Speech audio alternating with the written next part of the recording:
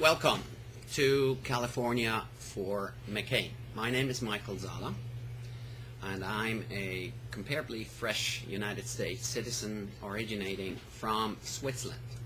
Let me first introduce to you our editorial team, truly unbiased, no bull, no bias analyzers. Here, Fluff. You see Fluff, our editor at large, and he definitely is always pro-choice, and he's very liberal, and he has a socialist element to him, and he's very good on foreign policy. Bisous? Bisous? Bisous? Bisous? Bisous? Well, our energy consultant currently is truly at large, and we all know, oh, there she is. Bisous, introduce yourself.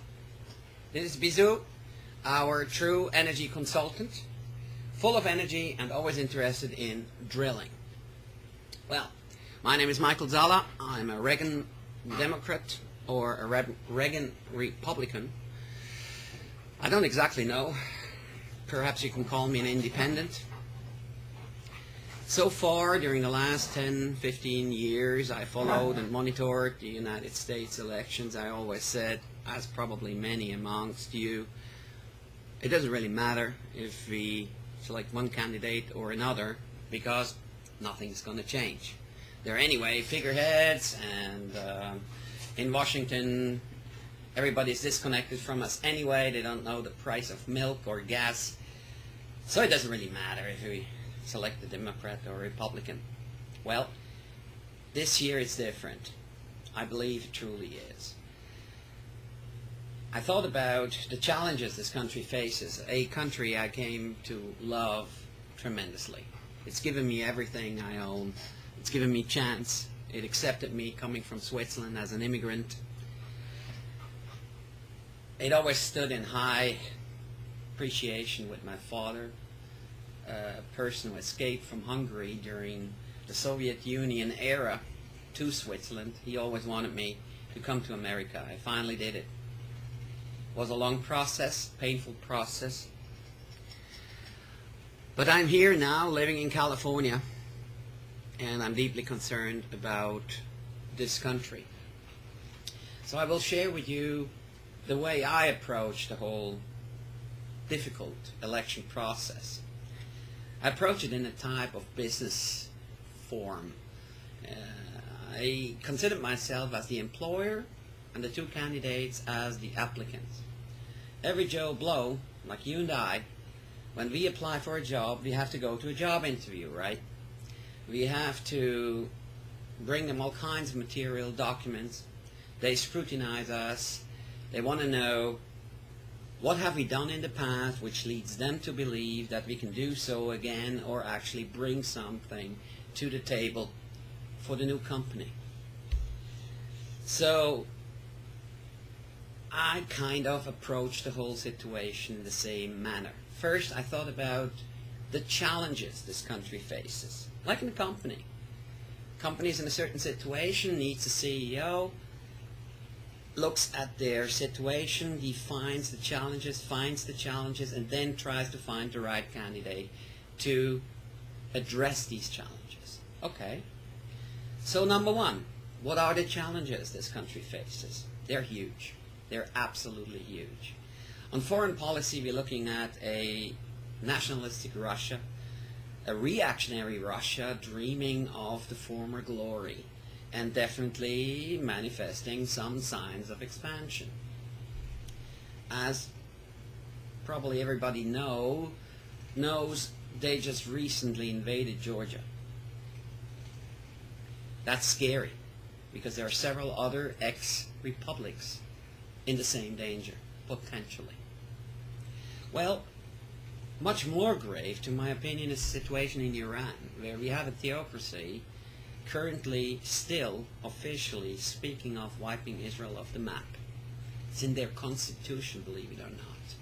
And they're about 2 years away from a nuclear bomb, which is a scary proposition, because Israel does not have a secondary strike option. It's too small of a country. They don't have a submarine fleet to exercise true deterrent. That means they may be actually forced to a preventive strike. That's scary. That has huge implications on Europe, and it has huge implications on the United States. I could go on and on foreign policy, but I think I mentioned at least two key elements. We have the Iraq War, which needs to be brought to a close, and we are well on the way to do so. But we also have Afghanistan, which is far from being resolved, and a terrorist network hunkering down in the tribal areas of Pakistan, which need to be addressed as well. We're looking at North Korea, a place I believe will eventually implode, similar to what happened to the Soviet Union. And all in all, on foreign policy and national security, as I hopefully was able to lay out for you, we definitely do face grave challenges.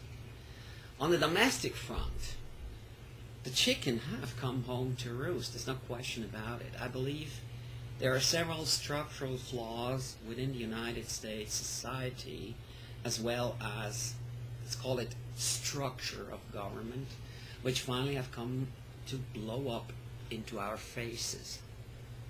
The financial sector crisis, definitely based upon lack of oversight, lack of regulation, and mostly based upon the collapse of the housing market, cannot be attributed to the Bush government or any government for that matter. Quite actually, if you want to play the blame game, you may want to look at the Clinton area, president I highly admire, but during that time a lot of the Fannie Mae, Freddie Mac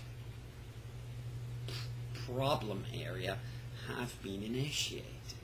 So let's not play the blame game. But I believe it's a structural flaw of the United States, of the society of the United States, as well as of the government of the United States, having caused this financial sector crisis we currently experience. We're looking at the energy challenge, huge challenge, where in fact finally the United States came around to adapt in the mentality of its people a policy which has been long adapted in Europe already. Let's be fair.